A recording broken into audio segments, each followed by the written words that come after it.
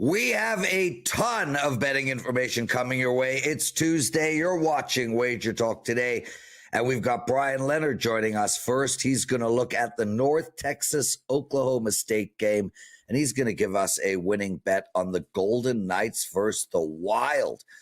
Plus, it's time to talk baseball betting. Bryan is one of the best baseball bettors on the planet, and he's got some advice for us. Stay with us to hear that. We're also going to talk soccer with Pavlos. We're going to talk cricket with Paul Motty, and we're going to look at the Canadian government. The election is upcoming. The odds are out. How can we make money off of that? We got Andy Lang as well and the great Gianni The Greek to end the show. A jam-packed Wager Talk today. I'm Lawrence Pressman. It's $5 Tuesday over at Wager Talk. Let's get to it. Bryan Leonard, welcome, my friend. How have you been? I've been great. The big dance has been great to me. 7-0 so far in the NCAA tournament. Wow. Fortunately, we're going to take a look at the NIT on today's card, as that doesn't start up until Thursday. Yeah, it's been perfect. A lot of underdogs winning outright. Can't complain at all about that. But let's take a look at this North Texas-Oklahoma State game tonight. The Mean Green interplay at 26-8 on the season, 15-5 in the American Conference. They had beaten Furman and Arkansas State at home to get here. And when looking at their season-to-date play, the Mean Green have performed better on the road than they have at home. According to Evan Maya's website, North Texas has the best three players in this game when looking at Bayesian power ratings. In fact, the Mean Green have the more talented player throughout the lineup. The problem is that their strength of schedule is 148th, while the Cowboys are 66th. That's the big difference here, and one of the reasons why we're making our selection in this one. Oklahoma State, 17-17 on the year, but just 7-14 in the Big 12. They knocked off Wichita State and SMU to get here, and the Mustangs, being by far the best club either of these teams have faced in this tournament, they won that game on the road, so that's really, really impressive for Oklahoma State here. They played the best ball at home so far this season. They've been better at home than on the road. Tempo is a major factor in this one, as the Cowboys like to run while they're with their 22nd ranked tempo, while North Texas really slows it down, 363rd in true tempo. So this game looks to have a correlated outcome, either North Texas to the under or Oklahoma State to the over. I'm pretty confident because of the strength of schedule that Oklahoma State can dictate the pace here. So I'm going to play this game over the total. It's gone up about a point since I put it out as a free play for my clients, but I like it. It's up to about 138 and a half. Oklahoma State playing home is going to try to run them out of the stadium, and I think they'll have success doing that. The line, slight lean with Oklahoma State. There we go. Bryan Leonard joining us, everyone. 7-0 in March Madness. Better than my 7-3, that's for sure. Make sure to check his Thursday and Friday bets out. Bryan, let's turn our attention to NHL, and you are the most profitable NHL bettor ever amongst all the Wager Talk guys, so congratulations for that. Vegas is playing Minnesota tonight, and the road team Vegas is around -200 to -190. Look, this Vegas team has won 3 in a row. They really are good. But they're playing a Minnesota team that is only 2 games worse than them. 42 wins for Vegas, 40 for Minnesota. And this Minnesota team has come off a loss against Dallas. Last time they lost to a team, St. Louis, they beat the LA Kings 3-1. The time before that, they lost to Pittsburgh. They came back and beat Colorado 2-1. I don't know where you're going here, but I got to think there's value on Minnesota in the spot. Well, first of all, you had mentioned it's $5 Tuesday, Customer Appreciation Day. We do have our 4% play up right now for only $5 on the site. It's not in this game. It's the only play we released for our clients, but I think there may be some value in this game, as you pointed out. Heading into tonight's slate, we're looking at the Wild for the last 30 days in 5-on-5 play. They come in at 49.24. Vegas comes in at 52.06, but that's been that power play for Vegas, which has been tremendous as of late. Take a look at the records on the season. The Golden Knights own a +48 year-to-date net goal advantage in this one. Minnesota's been a bit lucky in that regard when you take a look at their season record. But Vegas is only 4-10 straight up on the road as of late. They've struggled on the road. They did look great in this homestand that just completed. The offense looked really good in the Fortress, but they have not played well offensively on the road. Minnesota has dropped both earlier meetings in this series, and this is the second game, as you mentioned, of the back-to-back for the Wild. Weird scheduling for the Wild here. They are in the middle of 10 of 11 games being played at home. They go to Dallas last night for a quickie, and then they come back at home here to play Vegas. It's kind of a weird schedule. I didn't see that happen very times this year. Important situation for Vegas. They're going to be without Tomas Hertl, who didn't make the trip because of the injury. If you watched the last game, controversial call near the end of the game where he got pushed into the boards. He's got some shoulder problems, so he's not going to be playing. Didn't even make the trip. That's a huge offensive loss because he's been just terrific in recent play. He's had like 3 goals and hat tricks in like 2 of the last 4 games. I mean, he's just been leading this offense. Without him there, that's going to be a big differential tonight. I prefer this game to go under. The goaltending in Vegas has been excellent. They are going to have their best goaltender on the ice tonight. Minnesota, if you take a look at their games at home, last 3 games at home, they've given up a total of 2 goals. So this game's listed at 5.5. I like the under here, but I could not disagree, or excuse me, I could not agree more with your Minnesota side, but I prefer the under. Maybe play Vegas team total under, maybe the best play out of it all, but this is going to be a tough play for Vegas here. Minnesota's second of the back-to-back, but they are playing back at home, which have been very good lately. Bryan Leonard, everyone. Bryan, before we get into some baseball betting tips, what do you have to promote? Like I said, I've got the 4% play going on today for only $5, but they were nice enough to make a nice coupon for me today for Major League Baseball. You can get our baseball for the entire season, and you can get that right now, and you can save $200. MLB 200 knocks $200 off our Major League Baseball season all the way through the World Series. Number 1 lifetime at WagerTalk and MLB net profit. If you take the last 2 years combined, number 1 in MLB net profit. I've been working on baseball for 2 months already. I love baseball and hockey or where I get all my profit. And we've had a lot of success there. So, if you're looking for baseball, starts on Thursday, and we're getting loaded up for that right now. Well, you like the Jays coming into this year? They have 4 assets to trade at the deadline that could basically restructure their team for another decade. I mean, come on. Can you imagine picking up Gosman, Bassett, Scherzer, Bereas? They trade them all. They got a whole new team moving forward. They could trade them all, and it won't make one difference because none of those guys anybody else wants. That's the problem. The Jays just are not a very good team. They've got to sign the first baseman, obviously. If he's not there, nobody's going to want to come there because they're not going to look like they're shopping their players. So it's just a situation. I don't like the Jays at all this year. I'm sorry to say. I know you're from Toronto. I expect them to come in last place in that division and fight it out with Tampa. But not a Jays fan this year. But I do like some of the younger guys that made the lineup this year. So we'll have to see what happens. Bryan Leonard. Bryan, let's get into some betting tips for the upcoming baseball season. And just to let you know, I could care less about the Blue Jays. You got 4 tips you want to talk to us about: handicapping beyond the starting picture, bullpen usage, home and road dichotomy, and looking at baseball base stats instead of results.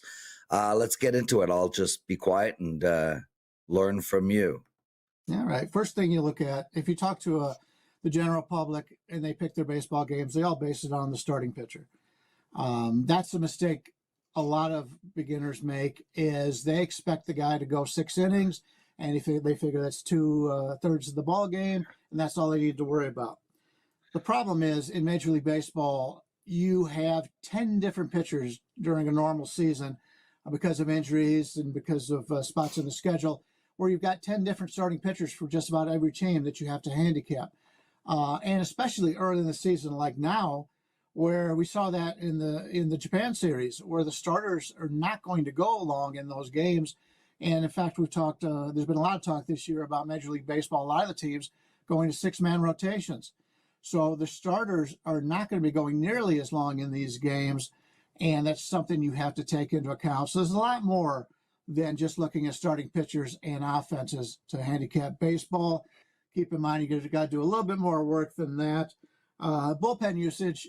Bullpen is huge in Major League Baseball anymore. Just look at Cleveland last year. Fantastic bullpen, took them all the way to the playoffs, and then all of a sudden, after all those 60 and 80 inning bullpen guys just got tired at the end of the year. You've got to keep an eye on the bullpen before you handicap any game. See who's going to be available for that night's game as opposed to their normal rotation.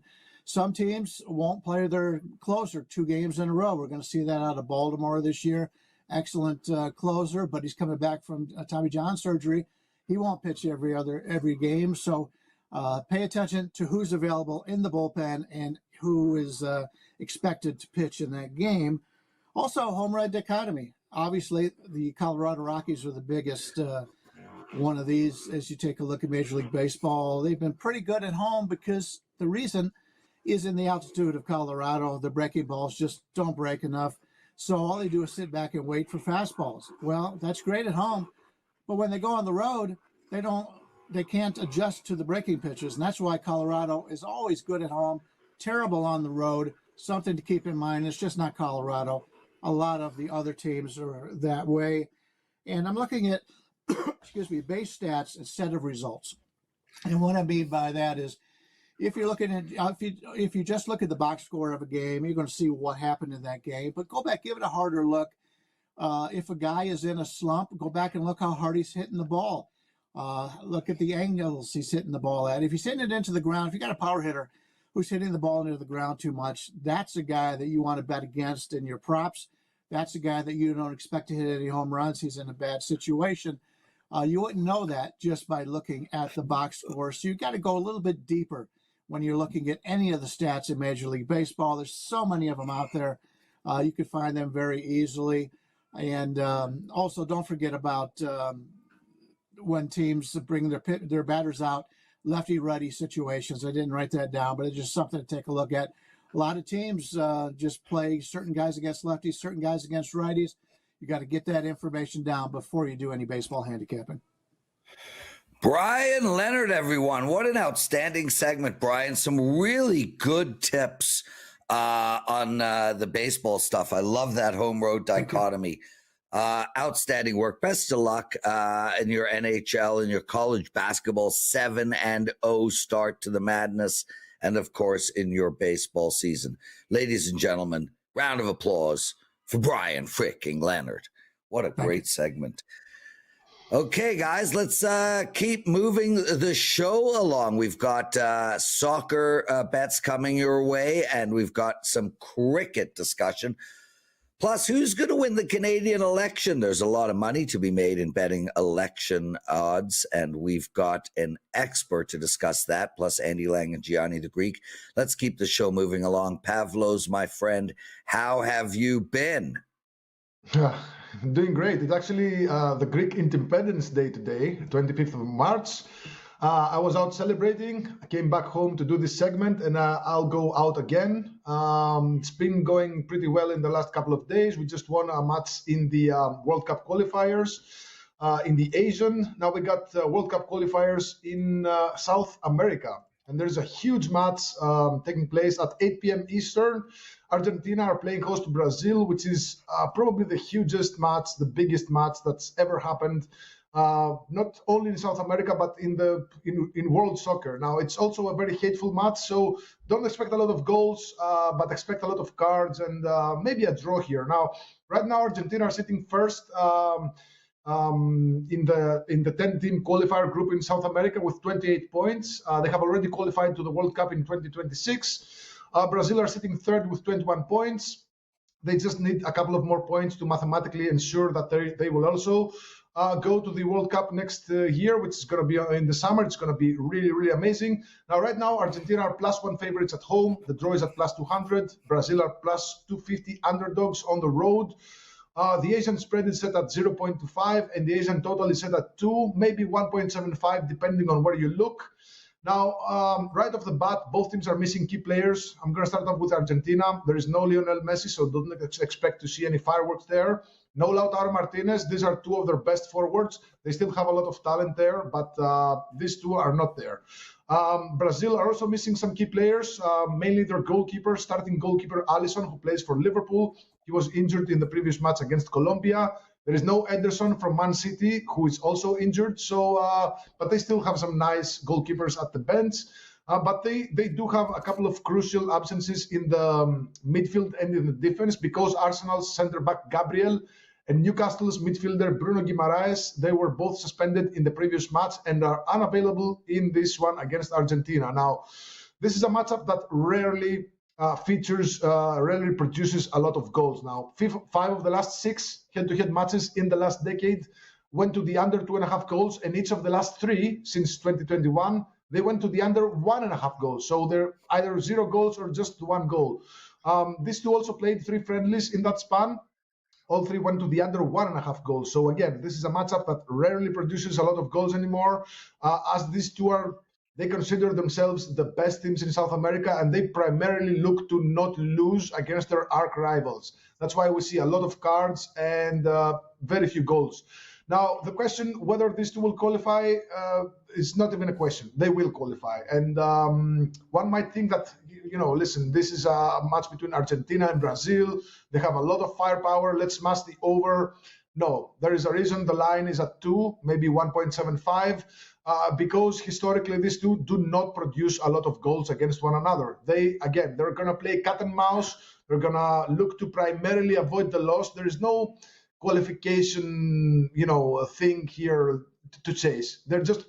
They just want to avoid the loss against the arch rival. So a draw is also quite possible. The last 2 head-to-head matches in Argentina were both draws, and most recently that happened in 2021, almost 4 years ago, and that was actually Argentina's last draw at home. So they went 4 years of playing through qualifiers and whatnot without a draw at home. So maybe take a look at the draw at plus 200, but I don't see a lot of goals here.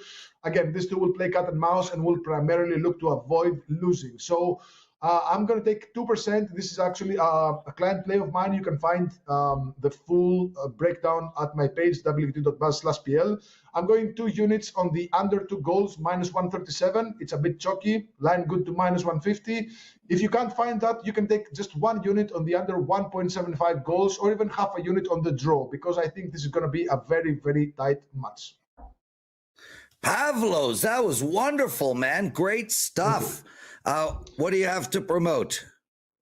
I have a $5 4% best bet for Sunday. You can get that until the end of the day for just $5. We're on a 22-11 run in 4% releases since December, plus 36 units.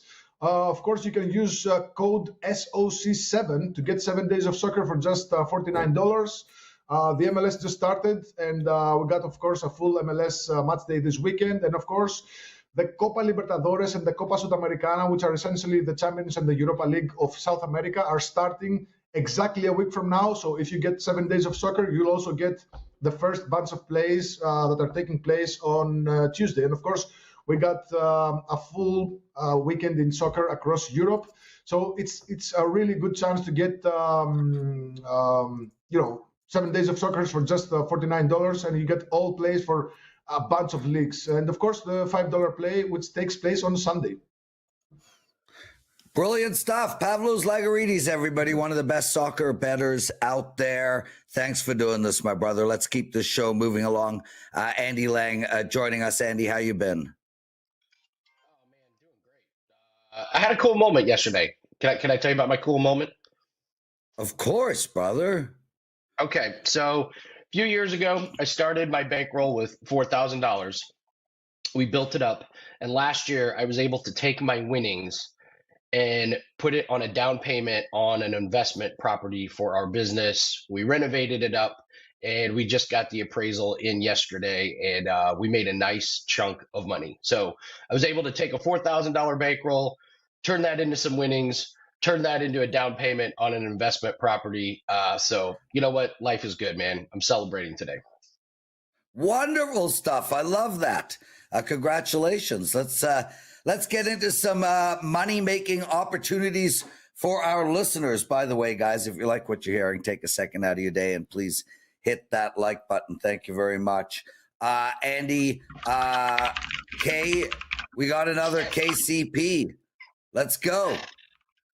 You know, you got to be willing to adjust in this industry. We've talked about Contavious Caldwell-Pope and his three-pointers, and we were taking the unders. Guess what? It's time to take the overs. We're going to take KCP over 1.5 made threes. He's out of his shooting slump, and he is on a hot streak. He's gone over in 5 straight games. He's now attempting 5.6 three-point attempts per game, and he's hitting 2.6 of them. He's shooting 51.2% from threes in the last 5 games, and now he gets a dream matchup in Charlotte, who's 20th in three-point defense. So you ride the streaks, Prez. We were cashing on his unders. Let's start cashing on his overs. Wow. I love that you've made this adjustment, Andy. What about UFC? Ronaldo Rodriguez against Kevin Borges. Yeah, if you remember Sam Hughes, Prez, what did we say about Sam Hughes? That she's got that dog in her, right? Well, Ronaldo Rodriguez, this is another guy that just has that dog in him. This guy is something else. So he's had 19 professional fights, and he's only 25 years old. Prez, his first professional fight was when he was 17 years old. He wasn't even of legal age. So he fights when he's 17, and he wins his first 4 fights as a teenager. Now he's 25. He's fought 19 fights. He's won 17 of them. He's never been finished, and he's 2-0 in the UFC, and he's just coming off of a war where Odi Osbourne had him in so many submissions, and he got out of all of them. He's been rocked, and he doesn't get knocked out. He fights back, and he come back and beat Odi Osbourne, and now he gets Kevin Borjas. Remember, Prez, this UFC card is UFC Mexico, so they kind of give the Mexican fighters some pretty good matchups. And Borjas is 0-2 in the UFC. His striking is not that good. He does not have that great of a ground game. And Ronaldo Rodriguez is going to fight every single second. He's going to be too much for Borjas. So look for Ronaldo Rodriguez to get the win here. And I'd lock this in quick because the line has already started moving. That's why I wanted to talk about it on Tuesday. Andy Lang joining us, everyone. Andy, it's a $2 Tuesday, and you have a 5% play up. You're 7-1 this year in these plays. Tell us what's going on. Yeah, firing away another 5% play. We're coming off of a disappointing week, but Prez, we went back and looked. We've had 14 winning months out of the last 17. It's a pretty incredible streak, and we're 7-1 in 5% plays in 2025. So when we release a 5% play, these things have been cashing. Love the card. It sets up beautifully this weekend. It's discounted today down to $5. So WT.buzz/AL. Let's cash another 5% winner, and let's keep the winnings coming in, Prez. Let's make enough to buy another investment property. Yeah, absolutely. And congratulations again, Andy Lang. Wonderful stuff. Andy, that's it, brother. What else do you have to talk? Only two speaking points? Yeah, only 2 talking points. I will tell you, my wife and I were going to watch a movie the other night, and instead she was like, let's watch Temptation Island.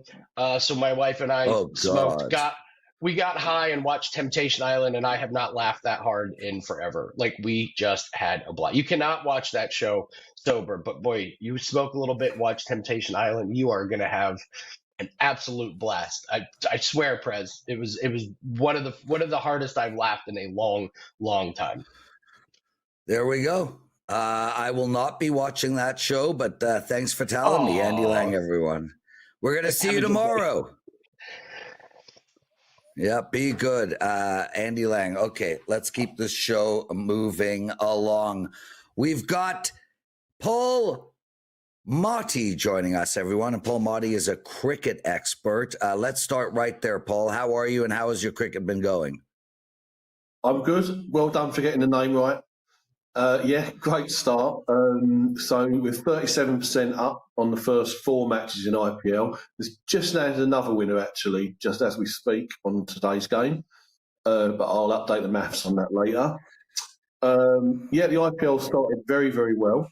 as you know, I put out 9 free picks for the start of the tournament for outright markets, and I'm going to update them as we go along. And I've got a new one to add to that already. So we've seen all the teams once, and to me, there's a clear poor side in there. Look now, Super Giants. So you can get 7-2, 3 plus 350. Look now, Super Giants to finish bottom. To my mind, they're going to be at most in the third from bottom, and they could end up tailed off. Watching them yesterday, they have completely ripped up their side. Right, they had a solid side that wasn't quite good enough, but it could have got somewhere with a couple of big signings. They've just ripped the whole side up and replaced it with this really odd lineup of impressive overseas batsmen, but really terrible bowlers. Failed to defend 209 yesterday despite loads of early wickets. I think they'll end up tailed off. So that's my free pick, 2% play there at plus 350.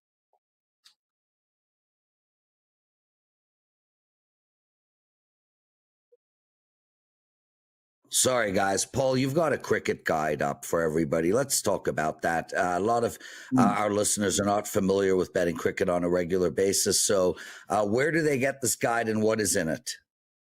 So it's on my page, and you can download it directly from there. And really I cover from the basics, from simply explaining what the 3 formats of cricket are, which are the long format Test cricket, 50 overs, and T20, which is the thing on at the moment that's on most of the year, to be honest, these days. T20, that's the quick version.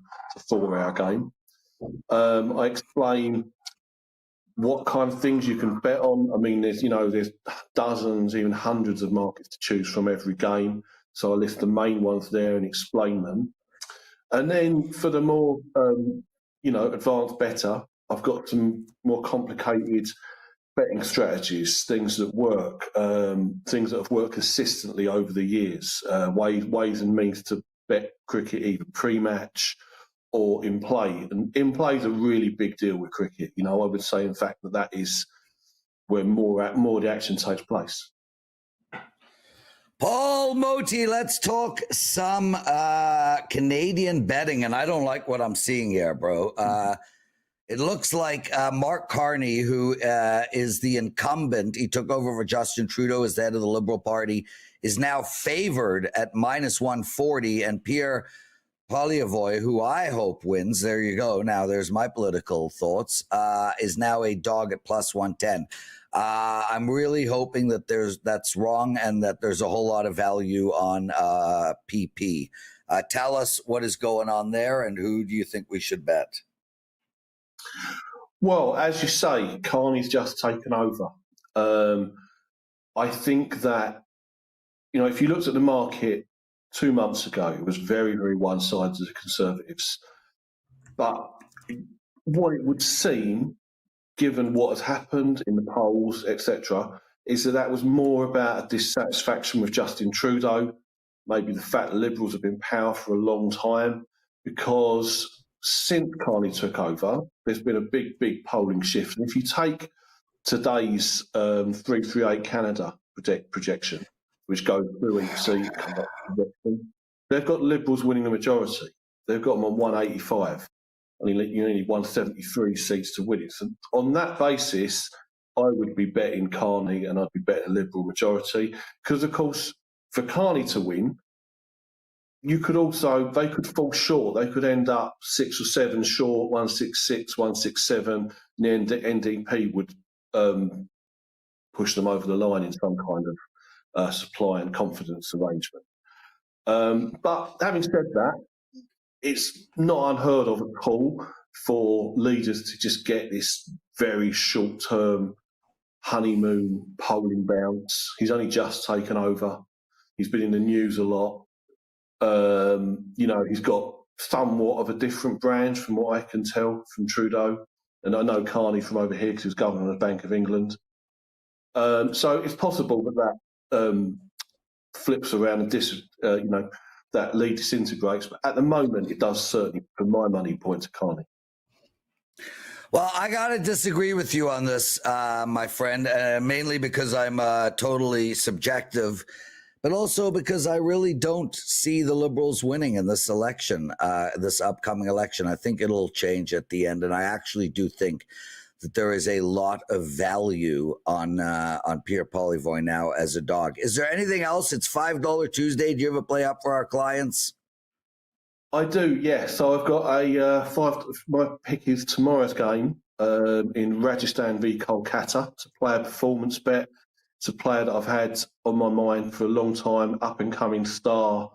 Hasn't got a lot of IPL experience, but I think he's going places. And if you've been backing this guy the last few months, you'd have made 71% return on your money. So I'm sticking with him. And just to mention also that we've still got the season pass cricket offer going here. So this is $599 for the whole cricket season. That's a whole year. And bear in mind that there's cricket on most days of the year. And as you can see so far, I'm putting up 3-4 trades every match. So you're talking comfortably less than $1 a play here. You know, really 50 cents a play, more closer. And as I say, we've had a good start, 37% up, going to sustain, just had another winner. There we go. Paul, thank you for doing this, man. Really appreciate it. And I wish you nothing but the best with your bets, brother. Kick ass, my friend, and we'll speak to you next week. We got Gianni The Greek still to come, everybody. I'm going to race down the NHL board for you all, of course. And also to let you know, the great, the wonderful, the incredible, the awesome Andy Lang will be hosting WagerTalk Today, tomorrow, Thursday, and Friday. Let's get into the whole board. Okay, so we got a lot of NHL games going tonight. There's a lot of value in a bunch of them. It's 4%. It's a $2 Tuesday, and I actually have a 4% play up for this coming for tonight. Sorry, it's 4%. A little bit flustered right now. Anyway, it's $4 Tuesday. I got a $5 Tuesday. I got a 4% play up in NHL tonight. I absolutely freaking love this play. We had a 4% play last Tuesday as well, and it won easily. I love this one just the same. So let's get into the Carolina-Nashville game. Carolina minus 280 here. I find no value in this game whatsoever. Don't love the spot for Carolina, but I'm not going to bet Nashville. This is a horrible Nashville team, and they have lost 4 of their last 5 games. If I had to bet this game, I would take under the total of 5.5. Buffalo is playing Ottawa. I like the over in this game, guys. I like the over in most Buffalo games. I think there's going to be a lot of speed on the ice. Over 6 is the total for me. I like the Toronto Maple Leafs in this game in regulation and minus 1.5. I like Tampa Bay over Pittsburgh in regulation and minus 1.5 as well. I think there's value on Montreal plus 135 against St. Louis. I like Minnesota plus 165 against Vegas. I like Winnipeg a lot tonight at minus 150. I like the over in the Colorado-Detroit game. I like Calgary against Seattle. And I like the under in the New York Rangers-LA Kings game. That's it for me. Gianni The Greek joining us. How are you, my friend? Never better, brother. Never better. Just firing on some NBA action, a little college basketball. Same old, nothing new. Everything I shared as far as the Sweet 16, nothing's changed since then. But we did get some NBA, and also real quickly in college basketball tonight, 616 Cleveland State, minus 4.5. That's so far, that's pretty much the only college basketball game. It's mostly NBA, and a lot of totals, which I explained so many times here. If you agree with it and there's still value on the board, fire away. If you're not sure and you want to confirm whether it's a legit move, then you got to wait it out and see if it's manipulation. Explained so many times how that happens because the limits are low overnight. Check the lines at Odds Logic, or at the very least at the WagerTalk odds screen. See the opener, see where it's at now. and then see if it's prime for manipulation, meaning if they started betting it last night when the limits are lower, then it should fall in the category where this is possible manipulation. If they bet it this morning, it's less probable. But you still want to look later and see, does the resistance come, or more or less the buyback come, which appears like resistance, but it's actually more times than not the real side coming in a little bit later, because these lines just move so much. I mean, you had Art on here many times talking about just how the NBA totals move so much. It's difficult. They set themselves up for a lot of middles. And if you could move a total 4 or 5 points and you only got to lay minus 110 both ways, you got plus EV middles all day. So there's a lot of that going on as we await baseball, where that's the bread and butter for most of these syndicates. Like I said, everyone I work with that does my baseball, they all are asking for more accounts to be prepared for opening day. Gianni, I love it. Baseball right around the corner. Dude, we got college hoops. Not much, but there is college hoops tonight. Same with a full NBA slate and a ton of NHL. What are the syndicates betting out there? All right. I shared the Cleveland State and NBA. 564, Detroit minus 9.5 and 10. 565 over to 11, 11.5 to 12. Orlando, Charlotte. 567, Golden State minus the 4.5 and 5, and the under 218 and 217.5 against Miami. So it's Golden State and the under. 570, New York Knicks minus 7.5, minus 8, and came back. It laid the 8.5. 571 over 231.5 through 232.5 in Atlanta and Houston. 574 under 242, 241 Memphis, Utah, and finally 575 over 230, 231 Oklahoma City, Sacramento. And keep in mind that Golden State game. It's usually opposite of what a lot of recreational bettors do, but I see this from the betting syndicates all the time. When they're betting favorites, and the correlation is more with the unders than the overs. A lot of times you get most of the recreational bettors, if they're going to lay points, for the team to cover, they think it's going to go over. You go favorite and over. But I see more times than not when they bet a favorite, whether it's NBA, whether it's NFL, they'll tie it in with the under more than they do with the over, which you would think is contradictory. But it's going against a lot of the over bias, I think. And you usually get a better number anyway with a lot of these unders. So don't be afraid if you're laying points that you think you got to bet the game over, even double digits. A double-digit favorite a lot of times going to cover because they play great defensively, and you need 2 teams to score for an over. I can't stress that enough. If you're just depending on side A to get you over, it's rarely going to happen. I mean, it does happen, but more times than not, you need both teams to score for an over, and that's why I see a lot of times they'll bet the under with these favorites. There we go. Gianni The Greek, everyone. Blackjack. What else is going on in your world, brother? Class number two.